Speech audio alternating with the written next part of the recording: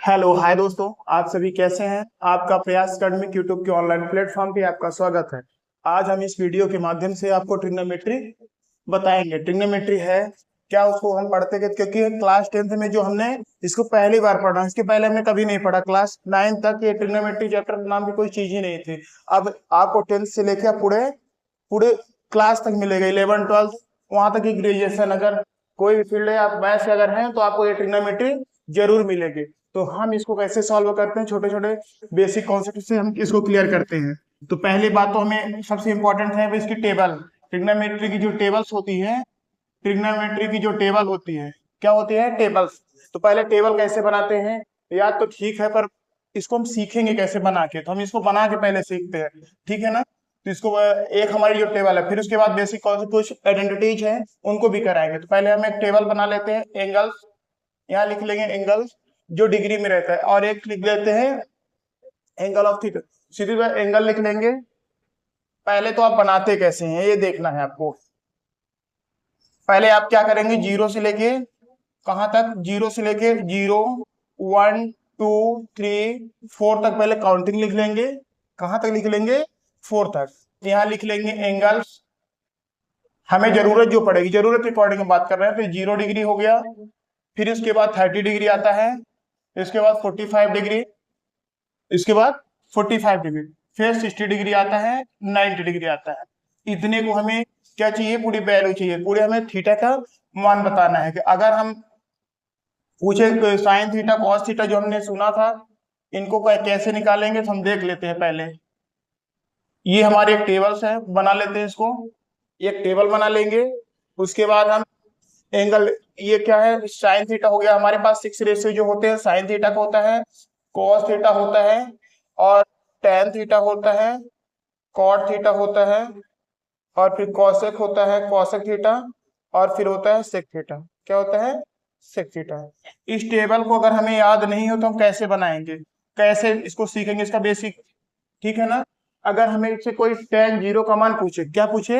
tan 0 का मान पूछे तो हम इसको कैसे बताएंगे? सॉरी, sin 0 का मान cos और tan cot cosec sec। हमारे पास ट्रिग्नोमेट्रिक 6 रेशियो होते हैं, जिसमें ये जो 6 रेशियो राइट ट्रायंगल पे डिपेंडेंट पूरे ट्रिग्नोमेट्रिक है। तो उसको हम आगे कैसे बताएंगे, पहले हम उसको टेबल सीख लेते हैं। तो जो sin 30 है, 0 का मान कैसे निकालते हैं? sin 0 का मान, sin 30 का मान, sin 45 का मान, sin 60 का मान, sin 90 का मान, तो निकालते कहते हैं, देख लेते हैं। पहले तो हम क्या करेंगे, जीरो से लेके 0 1 2 3 4 तक काउंटिंग लिख लेंगे। फिर सभी को डिवाइड कर देंगे। क्या करेंगे? डिवाइड कर देंगे।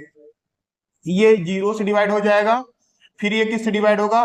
सभी को 4 से डिवाइड कर दें। क्या कर देंगे? सभी को 4 से डिवाइड कर दें। क्या करें? 4 से डिवाइड कर, पहले 0 से लेके 4 तक काउंटिंग लेना है, फिर सबको 4 से डिवाइड करना है, फिर उसके बाद अंडर रूट लगा देना है किस, ठीक है। तो 0/4 क्या होता है? 0 होता है। इसको अगर अंडर रूट से बाहर करेंगे तो क्या हो जाएगा? 1/2। इसको बाहर करें 2 2 जा, तो ये हो जाएगा अंडर रूट 1/√2। इसको करेंगे तो √3/4। इसको करेंगे तो 1। ये अब सेम सीरियल ऐसे है जैसे 1 2 3 4 5 है, तो 1 2 3 4 5 नंबर भी है, ठीक है ना। अब इसको कहने के मीन साइन 0 का मान 0, साइन 30 का मान 1/2, साइन 45 का मान 1/√3, और सॉरी 1/√2, साइन 60 का मान √3/4। सॉरी, ये जब आएगा तो ये 2 हो जाएगा यहाँ पे, और ये फोर्थ फोर तो √1 की वैल्यू 1 ही होती है, ठीक है ना। तो इसी तरह हम साइन का मान निकाल सकते हैं। तो साइन 0 का मान हमारे पास कितना हो गया? 0। साइन 30 का मान कितना हो गया? 1/2, और फिर इसके बाद 1/√2, और साइन 60 का मान √3/2 हो गया, ठीक है। फिर उसके बाद cos 9, सॉरी साइन 90 का मान 1 होता है। इतना हो गया हमारे पास। अब आप क्या करेंगे, सेम इतना करने के बाद पहले क्या करेंगे, 0 से लेकर 4 तक आप लिखेंगे। 0 1 2 3 4, उसको 4 से डिवाइड करेंगे, उस पर अंडर रूट लगा देंगे, उसके बाद उसकी वैल्यू फाइंड कर ले। तो पहला सीरियल जो स्टार्ट होता है 0 से होता है, 0 30 45 60 90, उनको सीरियल से रख देना।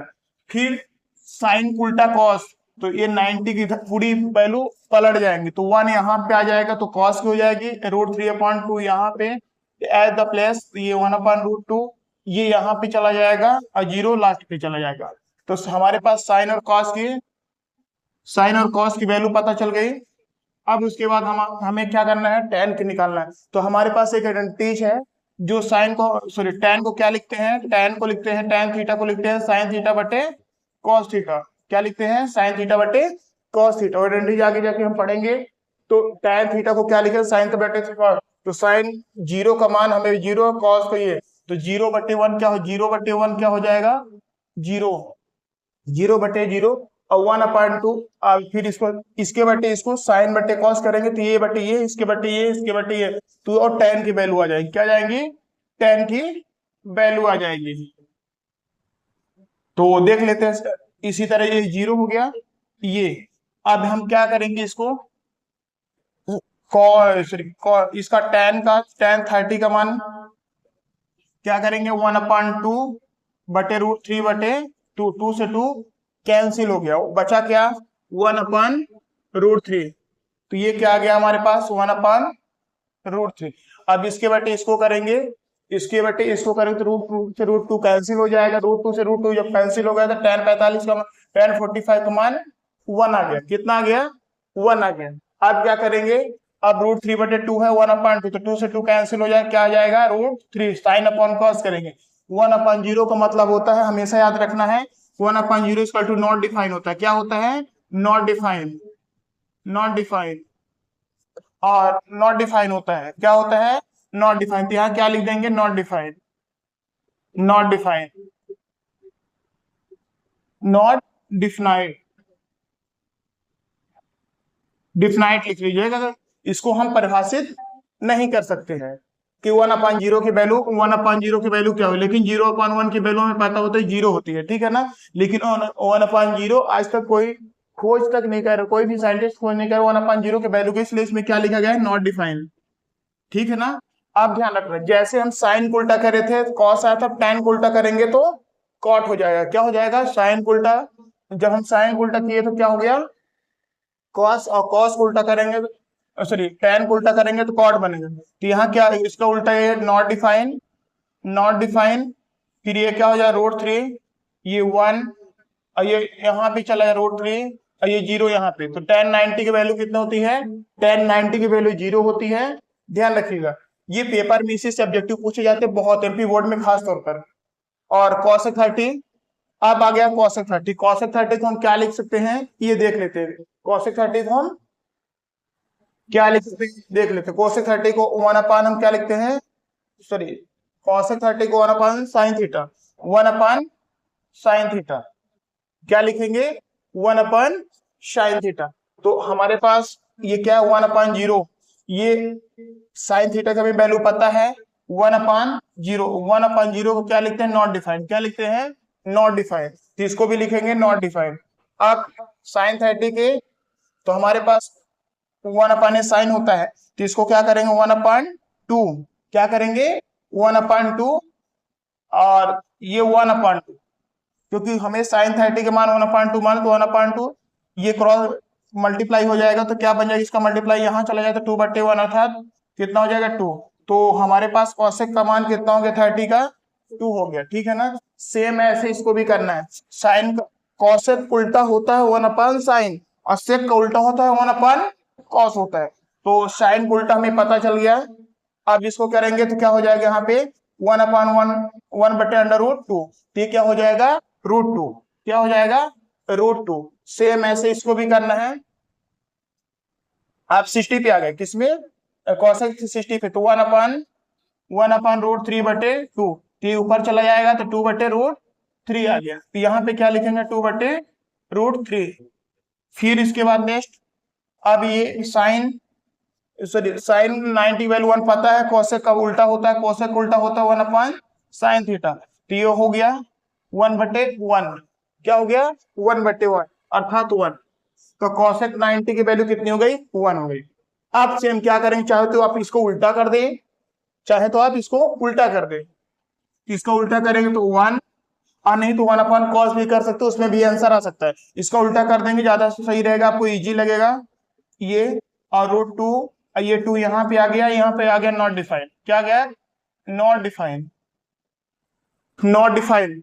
अब ये रही हमारी टेबल कंप्लीट हो गई, टेबल हमारी कंप्लीट। तो अगर हमें सिर्फ अभी 90 तो बाकी वैल्यू 180 270 पहुंच जाती है लास्ट तक, लेकिन हमें जो 10th स्टैंडर्ड है उसमें सिर्फ इतना आप याद कर लेंगे, आपको पूरा कंप्लीट ट्रिग्नोमेट्री इसी बेस पे आधारित है। तो आप देखिए, जो ये साइन अगर 0 का मान पूछे कोई तो 1 0, और साइन 30 का मान 1/2, और साइन 45 का मान 1/√2, फिर साइन 60 का मान होता है सब एक डिग्री में है। किस में है? डिग्री पे ध्यान रखिएगा कि किस पे है, सब डिग्री पे है। तो हमारे पास साइन 90 का मान 1 होता है, कॉस 90 का मान होता है 0, और tan का होता है नॉट डिफाइंड। उसी तरह कॉट का होता है 0, कॉसेक का 1 होता है, सेक का, मतलब अगर हम साइन का पता कर ले तो हमें कॉस का मिल जाएगा, tan का पता लगा लेंगे कॉट का मिल जाएगा, कॉसेक का पता कर ले तो सेक का मिल जाएगा। कुछ हमारी आइडेंटिटीज है, इनको भी देख लेते हैं। जैसे ये टेबल आप लोग लिख बना लीजिए, कैसे बनाते हैं पहले एक बार और सोच लीजिए। जैसे देखिए 0 है, हम पहले क्या करें, 0 से काउंटिंग लिखेंगे, फिर हम क्या करेंगे 1 2 3 4 सबको 4 से डिवाइड कर देंगे, ये सबको 4 से डिवाइड, सब में अंडर रूट लगा देंगे, सब में अंडर रूट लगा देंगे तो हमें किसकी वैल्यू पता चल जाए, साइन के भी जितने भी डिग्री हैं, साइन के जितने भी है 0 30 45 60 90 है, सभी के हमें मान पता चल जाएगा। इससे हम आप उसका उल्टा करके कॉस निकाल लेंगे, उससे उल्टा उसका साइन बटे कॉस करके tan निकालेंगे, tan को उल्टा कॉट होता है। फिर हमें जब साइन का पता है तो कॉसेक उल्टा 1/sin होता है, और सेक उल्टा 1/cos। नहीं, कॉसेक का पता चलने के बाद फिर से रिवर्स मार दीजिएगा तो आंसर आएगा, मतलब आपकी टेबल कंप्लीट हो जाएगी। चलिए कुछ आइडेंटिटीज पे आ जाते हैं, कुछ आइडेंटिटीज पे आ जाते हैं जो बेसिक कॉन्सेप्ट पे को हमारे क्वेश्चन पे आगे प्रूव दैट वगैरह करने में हेल्पफुल होगी। तो ये अब हम क्या करेंगे, आइडेंटिटीज। अब हम क्या करेंगे आइडेंटिटीज को, आइडेंटिटीज, ठीक है ना। अब क्या करेंगे हम, जैसे कुछ आइडेंटिटीज हमारे पास sine square theta, sine square theta plus cos square theta equal to 1 होती है, और इसी का अगर उल्टा करेंगे तो क्या हो जाएगा, साइन स्क्वायर और इसको उधर भेज देंगे तो क्या बनेगा 1 plus 1 minus cos square theta. पहले मेन मेन कर लेते हैं, उसके बाद बहुत सारे भी पड़े हुए हैं तो उनको एक साथ करेंगे, इनको सभी को प्रूव कराना भी पड़ेगा। तो tan square theta, tan square theta equal to होता है, sorry tan square equal to theta plus 1 equal to होता है सेक स्क्वायर थीटा। क्या होता है, सेक स्क्वायर थीटा। ये बेसिक फार्मूले है अभी। 1 plus cot, 1 plus cot square theta equal to क्या होता है, कोसेक स्क्वायर थीटा। क्या हो जाता है, कोसेक स्क्वायर थीटा। ये हमारे बेसिक फार्मूले हैं। क्या है, बेसिक फार्मूले हैं। अभी बहुत हर फार्मूले के तीन, मतलब तीन इकाई कहा या 3 3 9 बनेंगे फार्मूले, अभी तो सिर्फ बेसिक है। और दूसरी बात, साइन को उल्टा हम क्या लेंगे, सॉरी साइन को क्या लिखते हैं, कॉस को क्या लिखते हैं, और टेन को क्या लिखते हैं, आपको बताया जाएगा, ठीक है ना। अभी देख लेते हैं टेन को उल्टा हम क्या लिखते हैं, कुछ लिख लीजिए ज्यादा बेटर है। देखिए साइन को उल्टा क्या होता है, साइन थीटा को होता है 1/cosec थीटा। क्या होता है, cosec थीटा। और कॉस को क्या होता है, और कॉस थीटा का क्या होता है 1/sec थीटा।